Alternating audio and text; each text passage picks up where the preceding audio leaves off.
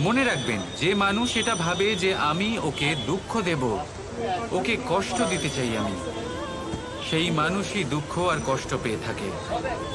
যদি সেই জায়গায় আপনি এটা ভাবেন যে আমি কাউকে সুখী করে তুলতে চাই, কাউকে সুখ প্রদান করতে চাই, তাহলে তারও বীজ আপনার মনেই রোপণ হবে, বৃক্ষে পরিণত হবে, যার ফলও আপনিই পাবেন।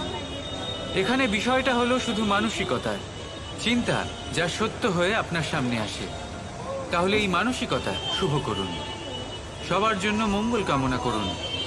অন্যের মনে আপনার জন্য ভালো চিন্তা থাকুক বা না থাকুক, আপনি সবার জন্য শুভ চিন্তা করে কর্ম করতে থাকুন, তাহলে আপনার সাথেও ভালোই হবে।